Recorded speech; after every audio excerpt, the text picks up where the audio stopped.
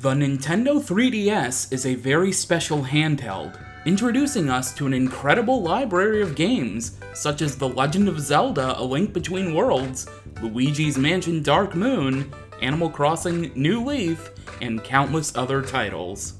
However, it had a pretty rocky beginning.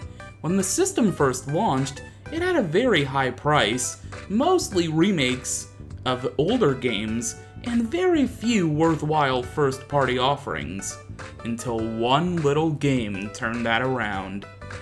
Welcome to the Gaming Gallery. I'm your host for today, The James Rolls, and in today's episode, we'll be discussing the development history of Super Mario 3D Land. At the 2011 Nintendo's Game Developers Conference, former Nintendo president and CEO Satoru Iwata revealed that a new 3D Mario game was in development to show off how stereoscopic 3D could enhance a 3D platformer game, since depth perception, prior to this, was always a nightmare to develop for. The screenshots provided showed a similar level design structure to that of the Super Mario Galaxy games, which makes sense considering Iwata mentioned that the new game was being developed by that same team.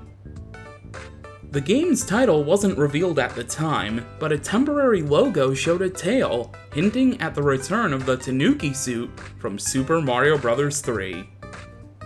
Something worth noting is the fact that the camera angles in these screenshots are far more dynamic. That's what's possible in the final game. This is likely either possible because of a developer camera, or players were originally going to freely control the camera.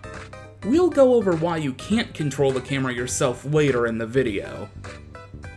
Super Mario 3D Land was fully unveiled to the world at E3 2011, which former president of Nintendo America Reggie Fils-Aimé referred at the time as Super Mario 3D, which showed a blend of 2D Mario gameplay in a 3D environment.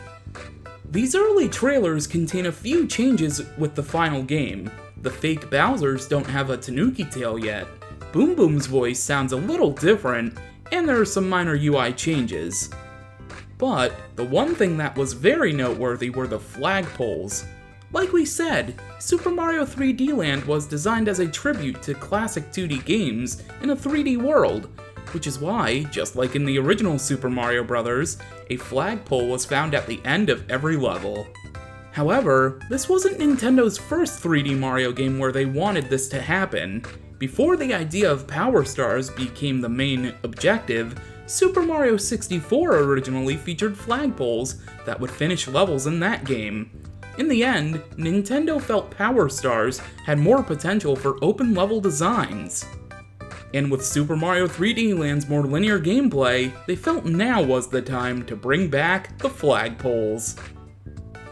In general, Super Mario 3D Land is one big love letter to the classic games, more notably in its roster of power-ups.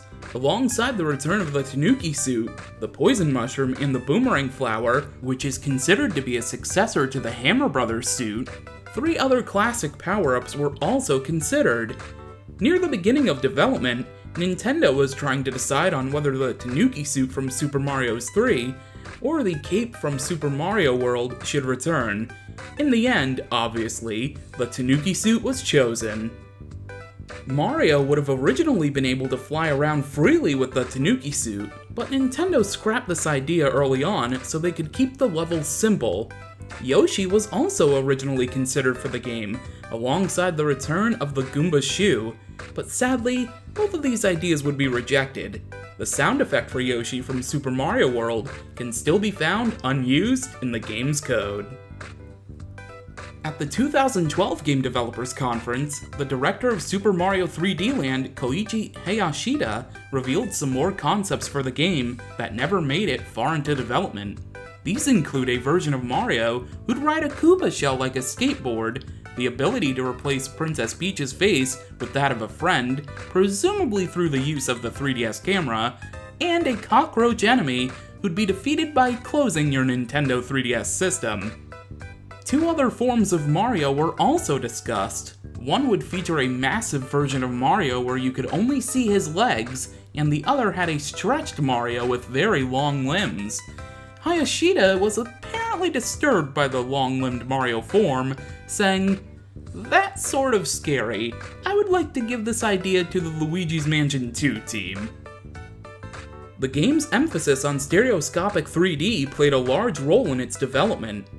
Nintendo decided to keep the game at a fixed camera angle with limited movement options, so the 3D effect could always produce a satisfying effect. This was also done to make sure objects wouldn't appear between Mario and the camera, which could throw off the 3D effect. Before we go, there's one last thing that we'd like to mention. During a trailer showcasing the Nintendo 3DS during its initial announcement, we can see a short clip of Satoru Iwata and Shigeru Miyamoto running away from a giant Bowser. Could this have been an early concept for one of the boss fights in Super Mario 3D Land? It's certainly possible, although Nintendo has never confirmed nor denied this theory. That's all for today's episode of the Gaming Gallery, but don't forget to subscribe for more slightly above average content just like this. If you're bored and don't have anything better to do, consider checking out some of our other videos.